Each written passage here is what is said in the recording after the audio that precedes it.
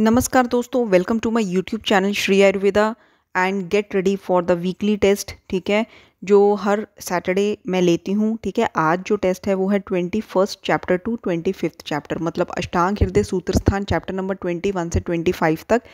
ठीक है, और अगर आपको लगता है कि आप टेस्ट के लिए रेडी नहीं है तो डिस्क्रिप्शन बॉक्स में इन क्लासेस का लिंक भी दिया हुआ है। आप पहले गो थ्रू हो जाइए इन क्लासेस से। ठीक है, अच्छे से पढ़ाई कर लीजिए, फिर आप टेस्ट दे सकते हैं।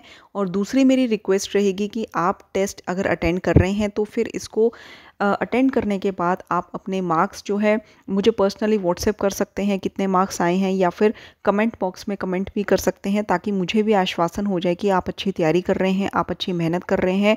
I will appreciate that. ठीक है, तो चलिए दोस्तों, टेस्ट जो है वो स्टार्ट करते हैं 21st चैप्टर से 25th चैप्टर तक। एंड 20 क्वेश्चंस जो है आपको मिलेंगे और एक क्वेश्चन का 5 सेकंड आपको आंसर करने के लिए मिलेगा। ठीक है, तो आप अपनी कॉपी पेंसिल या पेन जो है उसके साथ तैयार रहिए। ठीक है, आप आंसर लिखते जाइए एंड फिर चेक करिए कि आपके कौन से आंसर सही हैं और कौन से नहीं हैं। तो दोस्तों, पहला क्वेश्चन जो मैं आपसे पूछना चाहूंगी वो ये है, अष्टांग हृदय सूत्रस्थान 21 चैप्टर, मतलब कि धूमपान विधि से, सॉरी, धूमपान विधि से मैं आपसे क्वेश्चन पूछना चाहूंगी कि धूमपान में जैसे भेद होते हैं, इसके स्निग्ध है, मध्यम है, तीक्ष्ण है। तो स्निग्ध धूमपान जो है वो कौन से दोष के लिए प्रयोग किया जाता है? पहला क्वेश्चन ये है कि स्निग्ध धूमपान कौन से दोष के लिए, कौन से दोष की शांति के लिए प्रयोग किया जाता है? ठीक है, आपको 5 सेकंड मिलेंगे एक क्वेश्चन के लिए एंड बताइए मुझे। तो दोस्तों, स्निग्ध धूमपान जो है वो वात विकार के लिए इसका प्रयोग किया जाता है। सेकंड क्वेश्चन ये है कि स्निग्ध धूमपान का जो नेत्र होता है, धूम नेत्र, स्निग्ध धूमपान का, ठीक है, अलग अलग जो है धूमपान का अलग अलग अंगुल होता है। तो स्निग्ध धूमपान का धूम नेत्र कितने अंगुल लंबा होता है? कई बार क्वेश्चन पूछा जा चुका है।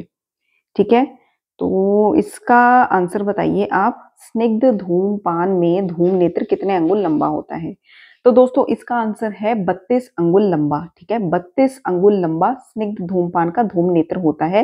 एंड मैं आपको बता दूं कि जो मध्यम धूमपान का धूम नेत्र होता है वो 40 अंगुल लंबा होता है। मध्यम मतलब कि जिसको आचार्य वाग्भट ने शमन धूमपान भी कहा है।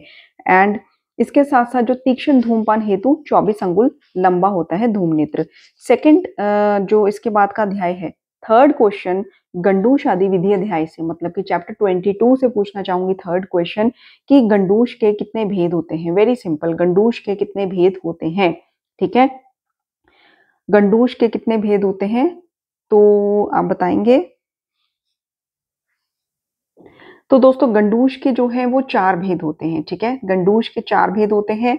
मैं 4 भेद के नाम बता देती हूँ: स्नेह, शमन, शोधन और रोपण। ठीक है, स्नेह, शमन, शोधन और रोपण।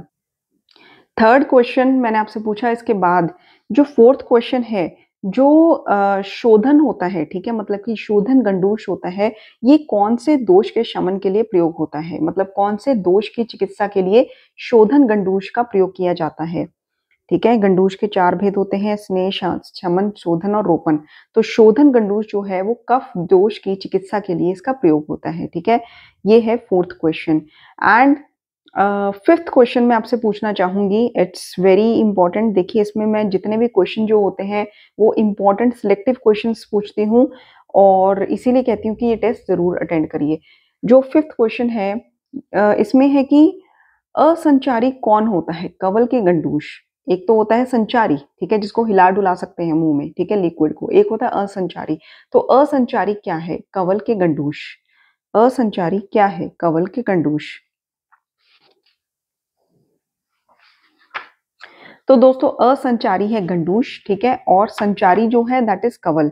असंचारी है गंडूश एंड संचारी है कवल। ठीक है, अब नेक्स्ट क्वेश्चन ये है, सिक्स्थ क्वेश्चन, मूर्ध तैल, वेरी इंपॉर्टेंट। इसमें से पूछना चाहूंगी कि मूर्ध तैल में जो श्रेष्ठ और मतलब सर्वश्रेष्ठ गुणों वाला कौन सा होता है? जैसे कि मूर्ध तैल में इसके 4 भेद होते हैं: अभ्यंग है, शिरोसेक है, पिचू है, शिरोबस्ती है। तो सबसे श्रेष्ठ किसको माना गया है? अभ्यंग, शिरोसेक, पिचू या शिरोबस्ती को? तो सबसे श्रेष्ठ किसको माना गया है? एक क्वेश्चन के लिए 5 सेकंड मिलेंगे। तो दोस्तों, सबसे श्रेष्ठ जो है शिरोबस्ती को माना गया है। एक सीक्वेंस है, ठीक है, अभ्यंग है, शिरोसेक है, पिचू है, शिरोवस्ती है, तो इसमें उत्तरोत्तर जो है गुण वाला माना गया है। उत्तरोत्तर मतलब कि सबसे एंड में अगर शिरोवस्ती आता है तो ये सर्वश्रेष्ठ माना गया है। 7th क्वेश्चन इसमें से पूछना चाहूंगी कि जो शिरोवस्ती है इसका धारण काल वात रोग में कितना होना चाहिए, ठीक है। तो इसका धारण काल कितना होना चाहिए वात रोग में। इन जनरल इसका धारण काल वैसे इतना बताया गया है कि मुख और नासिका से जल का स्त्राव होने लगे। तो वैसे इसका वात रोग में धारण काल क्या बताया गया है 7th क्वेश्चन। तो दोस्तों इसका है 10,000 मात्रा। 10,000 मात्रा वात रोग में इसका धारण काल बताया गया है। 8th क्वेश्चन ये है कर्ण पूरण काल। कर्ण पूरण काल आचार्य ने क्या बताया है, इसकी क्या मात्रा बताई है, ठीक है। आपको अगर आंसर पता है तो आप अपनी कॉपी पेन जो लेकर बैठे हैं उस पर आंसर लिखिए, ठीक है। और अगर वैसे पता है तो आप टिक मार्क कर लीजिए कि मेरा 8th क्वेश्चन ठीक है। तो दोस्तों इसका मात्रा काल है कि जानु मंडल के ऊपर हाथ घुमाने, ठीक है, और निमेश उन्मेष में लगे समय मात्रा काल होता है कि निमेश उन्मेष एक ब्लिंकिंग ऑफ आई जो है उसमें जितना टाइम लगता है या फिर जानु मंडल के ऊपर से एक बार हाथ घुमाने में जितना टाइम लगता है उतना कर्ण पूर्ण काल का जो है मात्रा काल बताया गया है, ठीक है। और 9th क्वेश्चन में नेक्स्ट चैप्टर से आपसे पूछना चाहूंगी, चैप्टर नंबर 23 आश्चोतन अंजन विधि अध्याय, ठीक है। तो आश्चोतन अंजन विधि अध्याय में एक चीज बताइए कि जैसे कि जो विधि है, ठीक है, आश्चोतन की, ठीक है, जो विधि है ये 9th क्वेश्चन है कि इस विधि में कितने अंगुल ऊपर से जो है आई ड्रॉप्स गिराने चाहिए। कितने अंगुल ऊपर से, कनीनक संधि के कितने अंगुल ऊपर से आई ड्रॉप्स जो है गिराए जाते हैं, क्योंकि आश्चोतन का मतलब ही होता है आई ड्रॉप्स का प्रयोग करना, ठीक है। तो कितने अंगुल ऊपर से आई ड्रॉप्स गिराए जाते हैं। तो इसका आंसर है 2 अंगुल ऊपर से आई ड्रॉप्स गिराए जाते हैं। कनीनक संधि के 2 अंगुल ऊपर से 10 या 12 अंगुल बूंद का प्रयोग किया जाता है। 10th क्वेश्चन ये है कि अंजन के कितने भेद होते हैं, वेरी इंपॉर्टेंट। अंजन के कितने भेद होते हैं, कौन कौन से होते हैं, ठीक है। तो बताइए 10th क्वेश्चन अंजन के कितने भेद होते हैं। अंजन के 3 भेद होते हैं, लेखन है, रोपण है और प्रसादन है, ठीक है। लेखन है, रोपण है और प्रसादन है, 3 भेद होते हैं। और नेक्स्ट क्वेश्चन ये है कि 11th क्वेश्चन कि लेखन अंजन में कौन से रस वाले द्रव्यों का प्रयोग होता है, ठीक है। लेखन अंजन में कौन से रस वाले द्रव्यों का प्रयोग होता है। आपके पास 5 सेकंड है। तो दोस्तों लेखन अंजन में कटु तिक्त कषाय अम्ल द्रव्य का प्रयोग होता है और इसमें ताम्र शलाका का प्रयोग किया जाता है। कटु तिक्त कषाय अम्ल द्रव्य का प्रयोग होता है और इसमें ताम्र शलाका का प्रयोग किया जाता है। प्रत्यंजन का मतलब क्या होता है। 12th क्वेश्चन इज प्रत्यंजन का मतलब क्या होता है।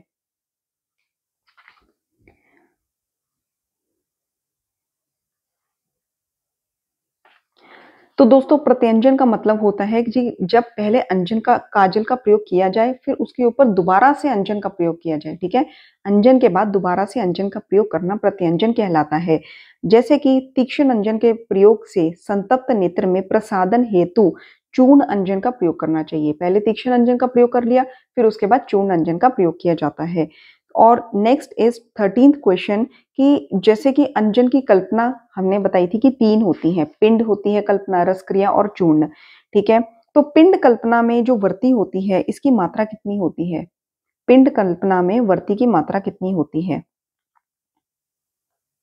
तो दोस्तों पिंड जो कल्पना होती है इसमें वर्ती की मात्रा होती है हरेणु अगर तीक्ष्ण अंजन हो और 2 हरेणु होती है अगर मृदु अंजन हो, ठीक है। ये मैंने आपको बताया था कि रस क्रिया में जैसे काजल लगाना होता है तो जैसे पिंड में वर्ती का प्रयोग होता है, रस क्रिया में काजल का प्रयोग होता है, तो उसमें वेल मात्रा होती है तीक्ष्ण में, और रस क्रिया में मृदु में 2 वेल मात्रा होती है।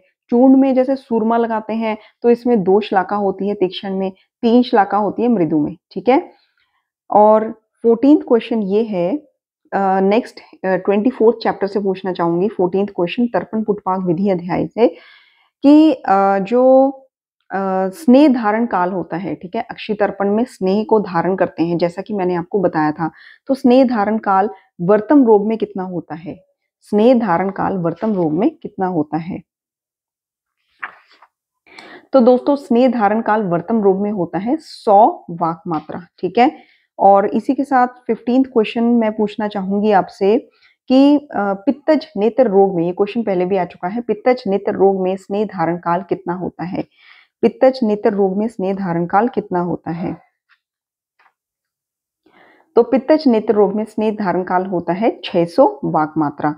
अच्छा, दोष अनुसार अगर हमने तर्पण करना हो तो दोष अनुसार पित्त रोग में कितने दिन छोड़कर तर्पण करना चाहिए? 1 दिन छोड़कर, 2 दिन छोड़कर, 3 दिन छोड़कर या 4 दिन छोड़कर? पित्त रोग में मतलब दोष अनुसार तर्पण अगर करना हो तो पित्त रोग है नेत्र का, तो कितने दिन छोड़कर हमने तर्पण करना है?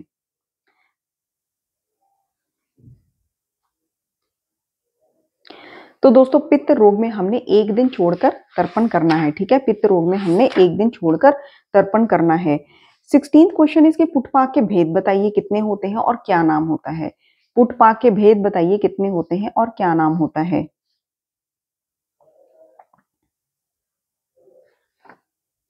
तो दोस्तों पुटपाक के भी 3 भेद होते हैं, लेखन, रोपण और प्रसाधन। मैंने आपको ऐसे याद कराया था कि अंजन के 3 भेद होते हैं, लेखन, रोपण, प्रसाधन, ठीक है, LPR, ठीक है। अंजन के 3 भेद होते हैं, लेखन, रोपण, प्रसाधन, LPR, ठीक है। और उसी तरह से पुटपाक के भी 3 भेद होते हैं, स्नेहन, लेखन, प्रसाधन, ठीक है। मतलब कि रोपण की जगह स्नेहन आ जाता है, सिर्फ एक भेद चेंज होता है, बाकी दोनों सेम होते हैं। आपने LPR याद करना है इन केस ऑफ अंजन के 3 भेद, ठीक है, लेखन, रोपण, प्रसाधन, और आपने रोपण की जगह स्नेहन कर देना है इन केस ऑफ पुटपाक के 3 भेद। 17th क्वेश्चन आपसे पूछना चाहूंगी